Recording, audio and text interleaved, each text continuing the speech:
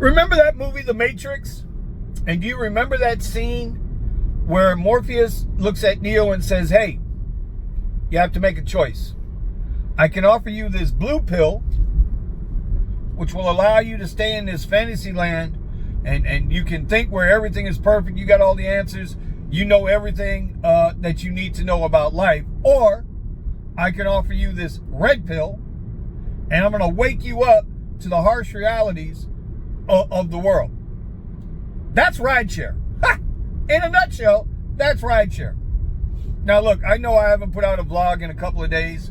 I've just been going through some stuff mentally, physically. So, I worked my ass off over the weekend, and I started, 3 or 4 different times.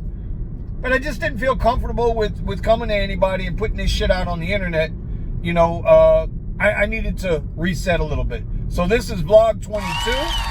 Right now we're going to head into the office. We're going to get set up. It's Monday. We need to start trading. Now more than ever, your pivots need to be working. You need to be working on these pivots. No matter what. Whether you want to hear this shit or not. You got a choice, y'all. Blue pill or red pill?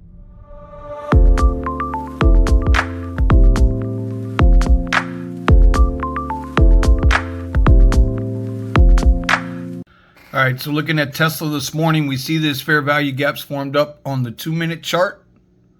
We see that we've come up, rejected off this overhead resistance, 177.75, but it's coming back into the fair value gap.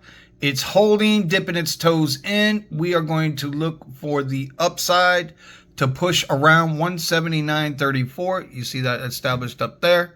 That would have been Friday's high. That's what we're looking to see happen. But the other part to this is your pivots.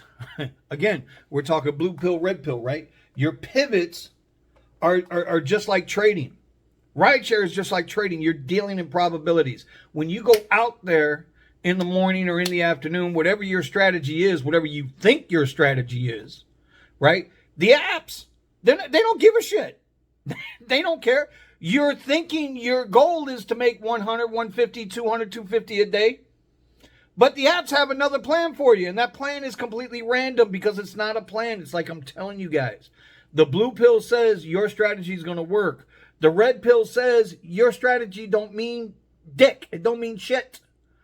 So if you're not working on pivots, if you're not trying to get the hell out, then you're going to be accountable for the choices you make. You are the result of the choices that you make. Every one of us. We are in position because of a choice that we made at some point in the past.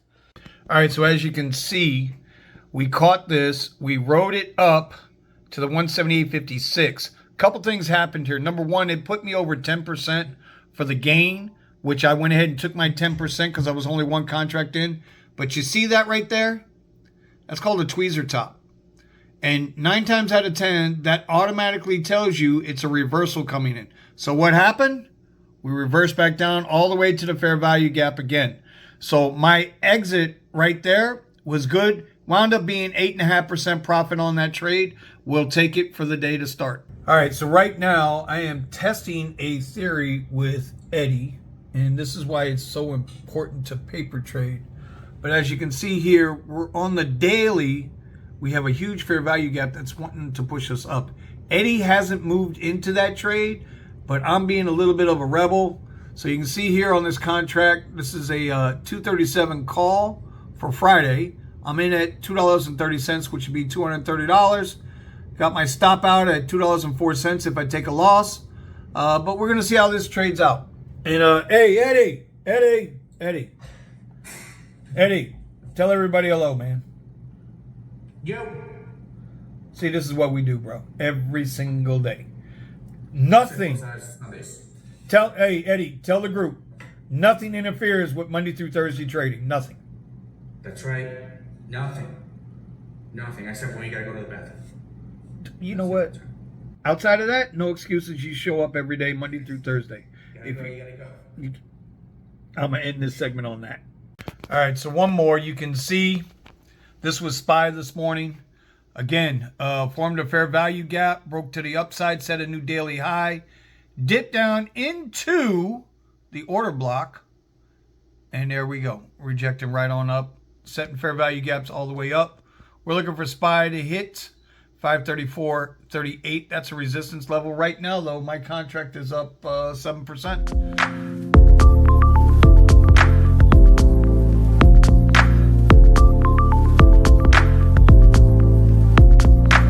All right, so getting the day started just before I came out, left the house. I got a reservation request. I show it to you right here. I think it's like right around 24, 25 bucks. Comfort ride. 5 o'clock pickup going from West Sunrise, where I live, to Boca, where I got to go anyway at 6:30. So that 5 o'clock ride is going to pay for me to go up there.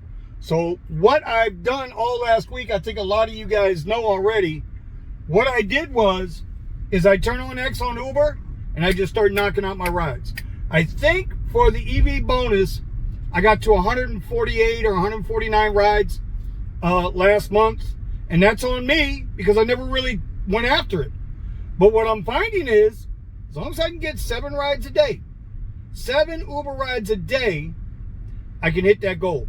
If I can get 10 Uber rides a day, I'll get that goal a little quicker, and I don't have to worry about being throttled by Uber as I'm trying to attain that EV bonus. I'm not saying it's the right thing to do, not even close. But what I am saying is it's there, and if you're going to be out here and you know it's slow, and if your market is slow, you might as well go for the money. But don't kill yourself. I'm not saying take sub $4 rides. Like, that's some bullshit. But if you can knock out some quick rides, get yourself into an area, rapid fire off, 25, 30 bucks an hour on X rides, why not? So that's what we're going to do right now. It is 1:30. I'm going to turn on the app. You guys just hold on. Hold on. And we're online. All right, so we got in 6 trips so far, between 1:30, so 3 hours, 6 trips, 55.71.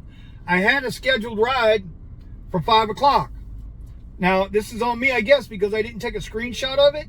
And because with Uber, you can't, once the ride, you're on the way to go get the ride, you can't just go back and look at the ride. I would have sworn they were sending me from the Sawgrass Corporate Parkway up to Boca. I know what I saw. But yet, navigating to go pick the guy up, it was now pick up in Boca to bring all the way back down here to Sawgrass Parkway. There's no way I make it in time. I'd be late. And what's sad about it is they counted that cancellation against me. But they screwed up. I'm telling you, I know they screwed up. Anyway, I got to go north anyway now. But there was no way I could go north, get back here, and then get back north like I need to. So we're going to shut it down until I get up north. We'll go charge up and get ready for tonight. Down there, and I saw Boston Drives, which is Gadgets, at Gadgets for You. And he actually quoted one of my vlogs the other day. He said he watched one of my vlogs. We were talking about the EV bonus, right? Was it worth going for or not? And, you know, he gave me a big ups, man. Thank you. I appreciate that. But he explained why it doesn't work for him. And so he ran through the numbers real quick and the math real quick. And I agree with him. See, and that's the beauty of what we do as YouTubers, as gig workers, right? What works for me in my market might not necessarily work for you in your market, and vice versa. So for me, being in South Florida, where, listen, you guys can ask Sergio. He has called our market the worst paying market in the country. I don't know if we still are, but it could be. And if I was making $1,500 in the good times, in the worst market, man, I hate to see me go to Boston. Man, I retire. For real.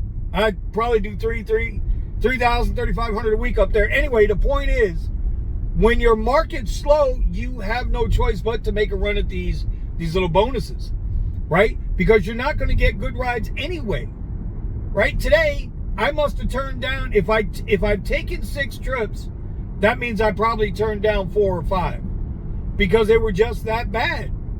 $2.62, $2.71, 4 miles. Like, dude, you can't buy a cheater for less than $3. Like, how do you do that? Gallon of gas, $3.60 down here. Not that I have to worry about gas, but I still got to pay for electricity.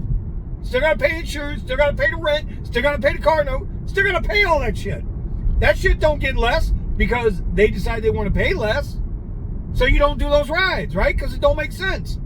If y'all remember, DK and DR both said that we will know if we are not pricing rides correctly.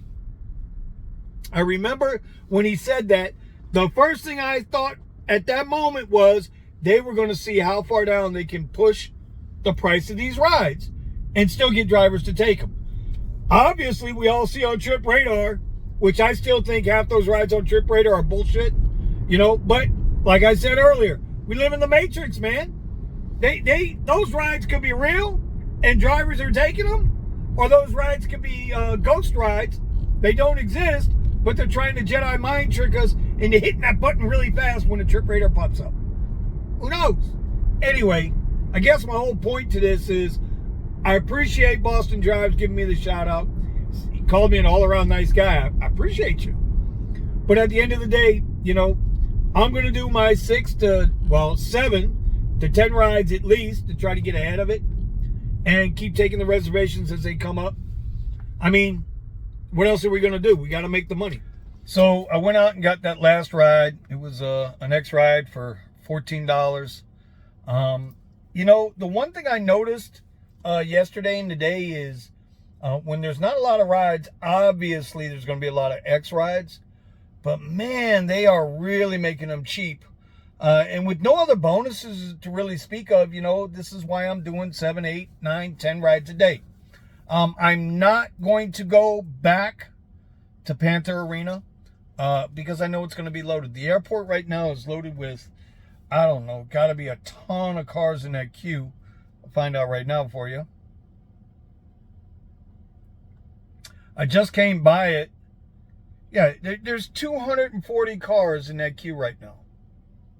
You guys see that? 240 cars in that queue. And there's going to be a ton of cars at the hockey game tonight when it's over. Go Panthers if you can make it. If not, oh well. So there's not going to be any surge. There hasn't been any surge. And then look here.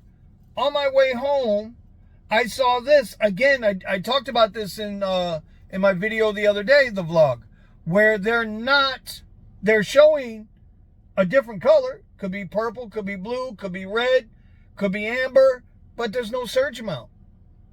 Because why would they show you a surge amount when it's upfront pricing anyway?